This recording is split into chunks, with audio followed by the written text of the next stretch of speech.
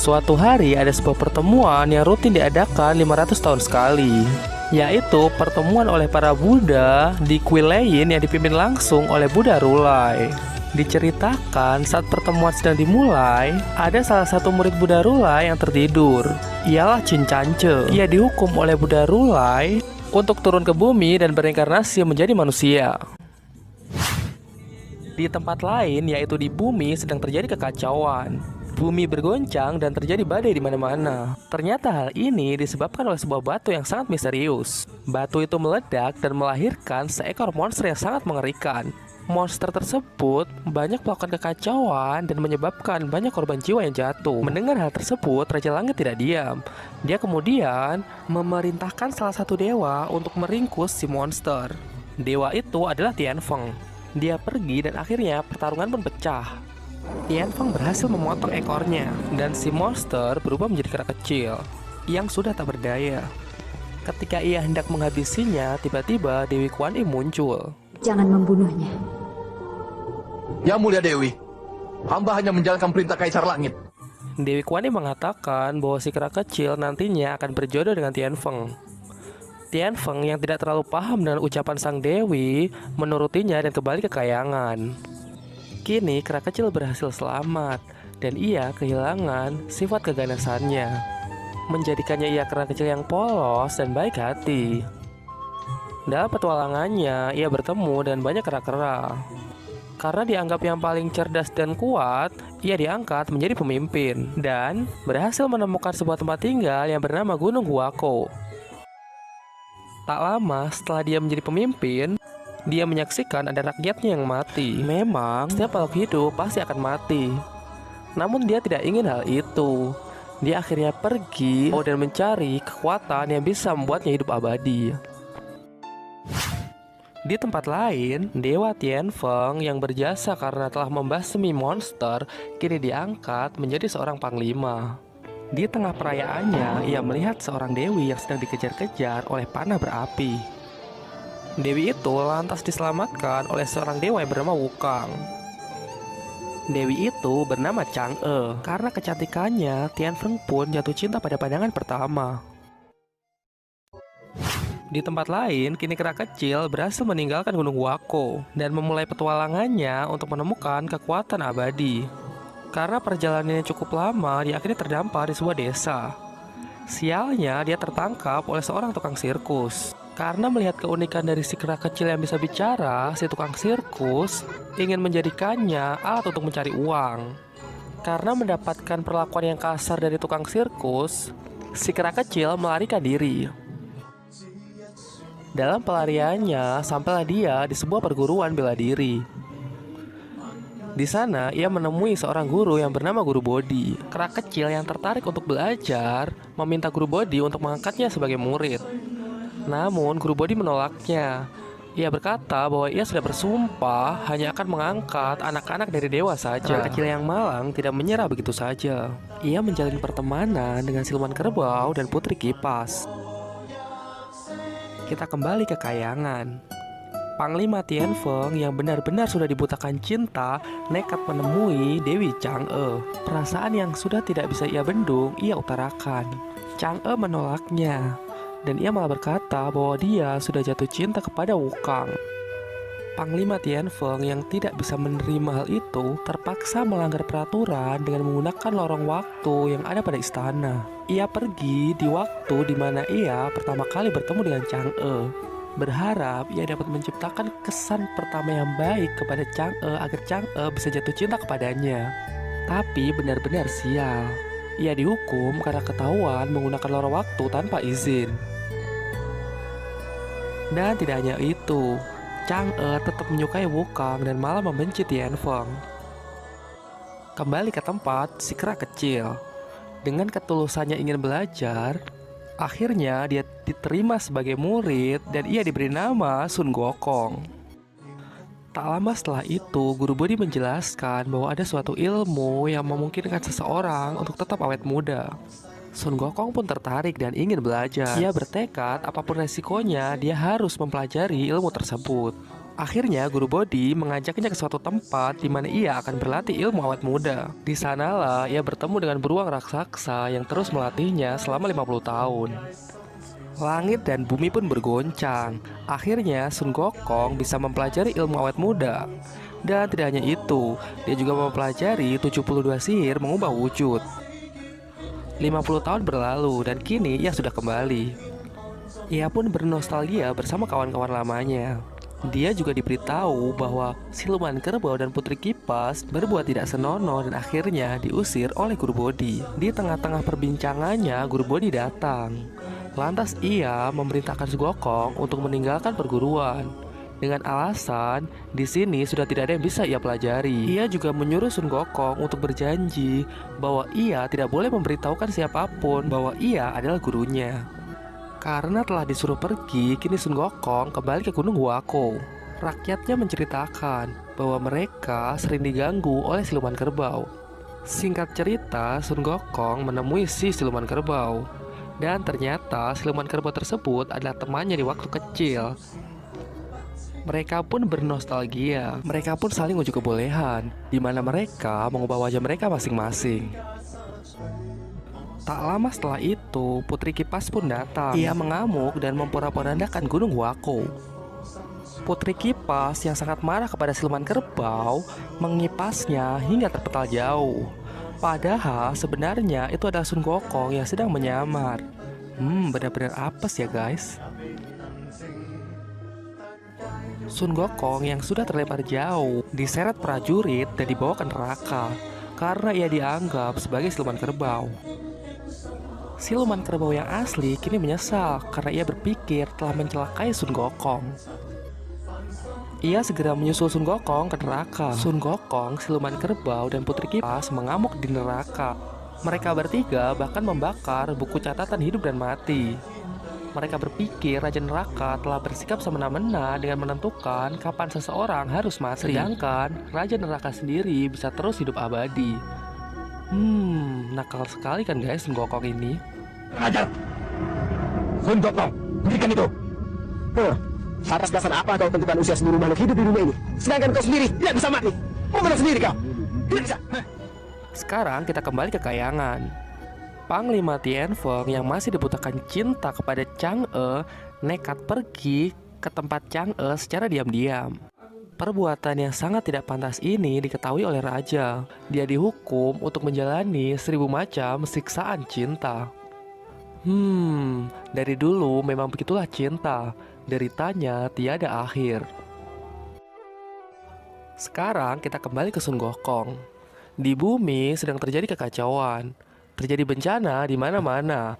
Sun Gokong mencari sumber masalah tersebut. Dia pergi ke istana Raja Naga. Di sana, ia akhirnya menemukan sumber masalah. Ternyata ini diakibatkan oleh jarum laut yang kini bergoyang-goyang. Karena Sun Gokong menganggap itu adalah sumber masalah, ia pun mencabut jarum laut itu ke darat. Tidak disangka-sangka, ternyata jarum laut itu menyukai Sun Gokong. Dan akhirnya Sun Gokong menjadikannya sebagai pusaka yang kini kita kenal dengan Toya Sakti. Raja Naga yang tidak suka hal ini melaporkan Sun Gokong ke Raja Langit dengan tuduhan tindak pencurian. Di saat yang bersamaan, Raja Neraka pun datang. Ia melaporkan Sun Gokong telah mengacaukan seisi neraka. Dengan kesalahan sebesar itu, Raja Langit pun murka. Ia memerintahkan Dewa Erlang untuk segera meratakan Gunung Huako. Namun, salah satu dewa yaitu Bintang Emas Taipei mengusulkan hal lain. Dia mengusulkan untuk memberikan jabatan kepada Sun Gokong di Istana Langit dengan tujuan bisa mengontrol perilaku Sun Gokong. Sang raja memerintahkannya untuk menjemput Sun Gokong datang ke istana. Ia datang ke tempat Sun Gokong dan menawarkan Sun Gokong untuk menjadi pejabat langit, yaitu menjadi pengurus kuda. Ia membohongi Sun Gokong kalau itu adalah jabatan yang sangat tinggi di Istana Langit. Dan dengan polosnya, Sun Gokong mempercayai hal tersebut dan naik ke istana. Meskipun itu adalah jabatan yang sangat kecil di istana, namun Sun Gokong merasa sangat senang. Ia mempercayai bahwa ini adalah jabatan yang sangat tinggi, yang bahkan setara dengan Raja Langit. Duh, kasihan sekali ya guys. Tak lama setelah itu, Sun Gokong kembali berulah. Ia berteman dengan 8 dewa dan mengajaknya mabuk-mabukan. Keramaian tersebut sampai terdengar di telinga permaisuri. Permaisuri yang tidak senang memerintahkan salah satu dewa untuk menghentikan Sun Gokong. Dewa tersebut keceplosan. Dengan marah, ia mengatakan kepada Sun Gokong bahwa jabatannya itu benar-benar rendah di istana langit. Mengetahui hal tersebut, Sun Gokong sangat marah. Dia segera meninggalkan tempat itu dan kembali ke Gunung Wako. Teman-temanku, aku menyukai kalian. Tapi aku tidak menyukai kayangan ini. Aku pergi. Sun Gokong menceritakan apa yang dialami kepada Siluman Kerbau. Mereka berdua kesal, dan akhirnya mereka sepakat untuk menobatkan Sun Gokong sebagai Raja Kera Langit. Mengetahui hal tersebut, Raja Langit tidak senang. Dia menganggap Sun Gokong telah melecehkan langit. Dia pun berniat untuk meringkus Sun Gokong. Namun lagi-lagi bintang emas Taipei melindunginya. Ia mengusulkan kenapa tidak kita iakan saja gelar Sun Gokong tersebut, supaya Sun Gokong merasa senang dan ia tidak akan lagi membuat kekacauan. Kini Sun Gokong telah kembali ke kayangan. Ia merasa sangat senang karena akhirnya kehebatannya itu diakui oleh langit. Di sana ia juga diajari tentang sopan santun. Tapi kita sendiri tahu kan bagaimana sikap Sun Gokong. Ia malah melarikan diri dan pergi jalan-jalan. Dia melihat seorang dewa yang sedang pergi terburu-buru. Dewa itu mengaku dia akan pergi ke pertemuan buah persik. Sun Gokong yang mengetahui hal itu merasa marah karena ia tidak diundang. Ia merasa dirinya tidak dihargai. Tiba-tiba Dewa Erlang muncul dan pertarungan pun tidak terelakkan. Dewa Erlang juga mengatakan kepada Sun Gokong bahwa jabatannya sebagai Raja Kera Langit itu tidak nyata, dan itu hanya digunakan untuk mengekang Sun Gokong. Bintang Emas Taipei datang untuk memisahkan mereka. Sun Gokong pun menanyakan hal ini kepada Bintang Emas Taipei, dan Bintang Emas Taipei mengaku bahwa yang dikatakan Dewa Erlang itu sepenuhnya benar.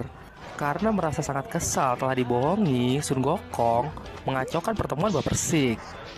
Dia memanggil anak buah keranya untuk membantunya menghabiskan seluruh buah persik. Setelah merasa puas, ia kembali ke Gunung Wako. Raja Langit marah besar. Ia lantas mengutus pasukan dewa yang dipimpin oleh Dewa Erlang untuk menghancurkan Gunung Wako. Perang pun pecah. Pertarungan antara prajurit langit dan bangsa kera pun terjadi. Dengan taktik yang licik, para dewa menangkap seluruh kera di Gunung Wako. Mereka mengancam akan membakar seluruh kera jika Sun Gokong tidak mau menyerah.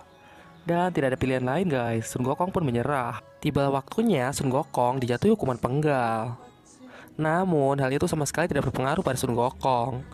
Dikarenakan Sun Gokong sangat sakti dan dia kebal terhadap senjata apapun. Menanggapi hal ini, salah satu dewa mengusulkan untuk membakar Sun Gokong. Karena ia sangat yakin tungku apinya mampu menghancur leburkan Sun Gokong. Hukuman dijatuhkan dan Sun Gokong dimasukkan ke dalam tungku api selama 49 hari.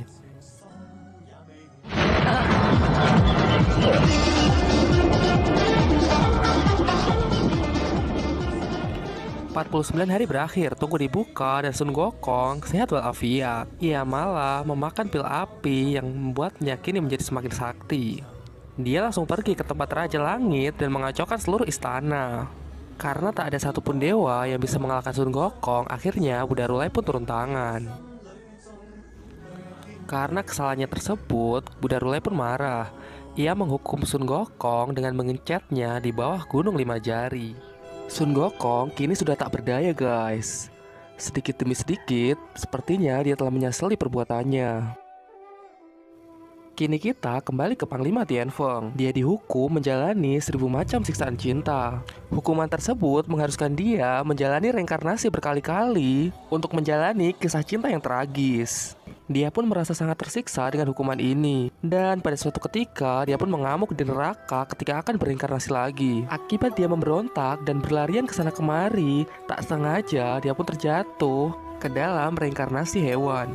Hal ini mengakibatkan dia terlahir sebagai manusia setengah babi. Panglima Tianfeng yang kini berwujud manusia setengah babi sangat meresahkan warga. Lantaran ia kerap mencuri dan mengganggu gadis-gadis muda. Warga marah dan menghajar Tianfeng. Tidak berhenti sampai di situ. Dia ditangkap dan hendak dibakar hidup-hidup.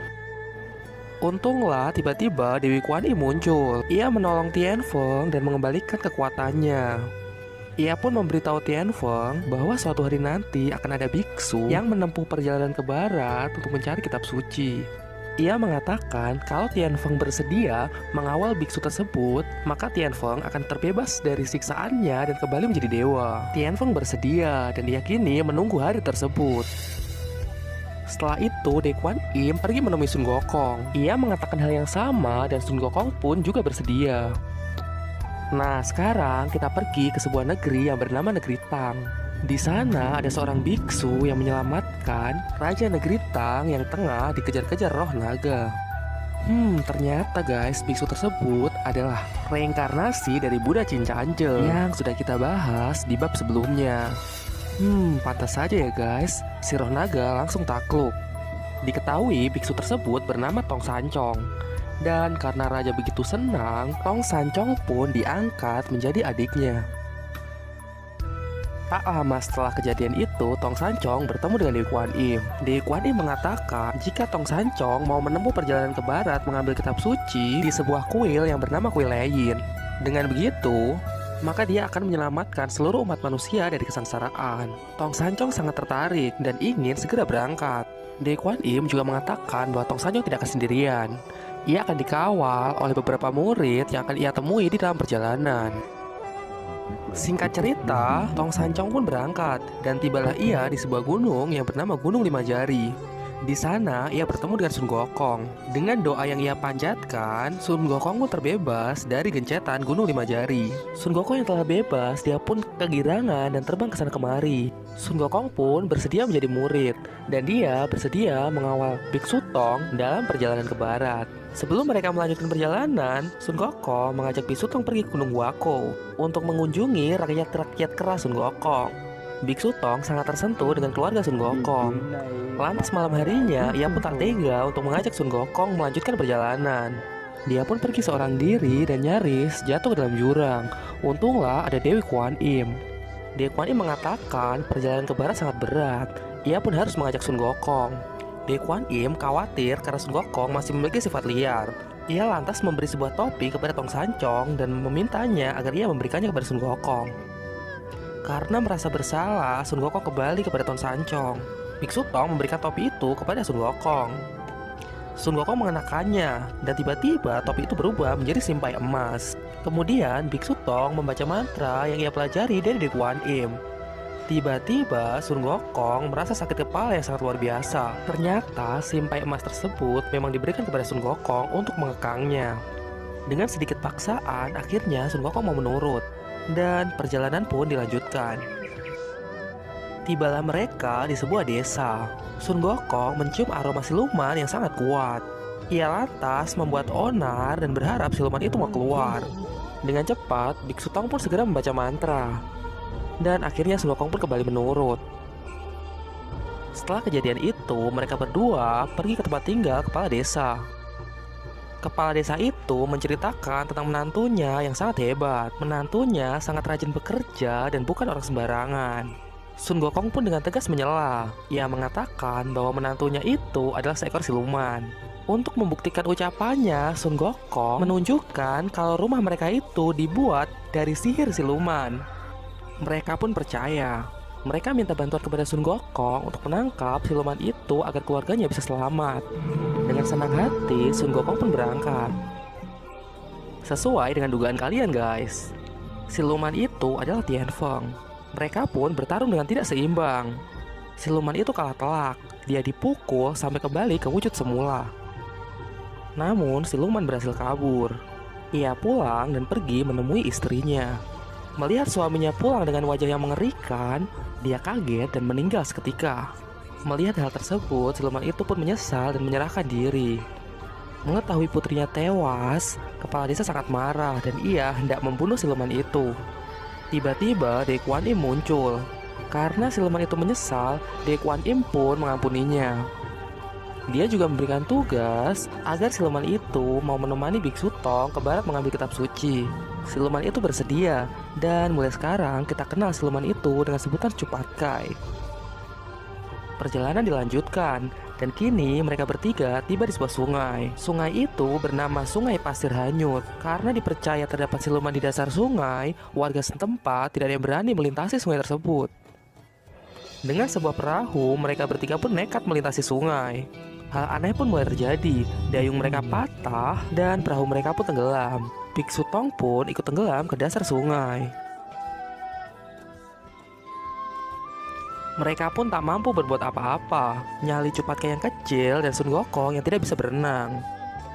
Namun Gokong tidak menyerah begitu saja. Dia pergi ke Istana Naga dan meminjam mutiara pembelah air. Di sisi lain, Biksu Tong yang telah tertangkap oleh siluman sungai mendengarkan cerita dari siluman sungai. Ternyata siluman sungai tersebut awalnya adalah seorang dewa yang melakukan kesalahan sehingga dia dihukum turun ke bumi. Karena tak kuasa menahan hukuman, ia lantas pergi ke dasar sungai dan berusaha menyelamatkan diri. Dengan kecerdasan Biksu Tong, lantas ia bisa menyadarkan sang siluman sungai. Sun Gokong telah kembali dan dia membawa mutiara pembelah air. Ia berhasil membelah sungai dan bergegas menyelamatkan gurunya. Singkat cerita, mereka pun berhasil menyelamatkan gurunya dan menangkap dua siluman itu. Setelah itu, Dekwani muncul. Ia mengatakan kepada mereka bahwa Wuching akan diampuni jika dia mau menjadi murid Biksu Tong dan mengawalnya dalam perjalanan ke barat.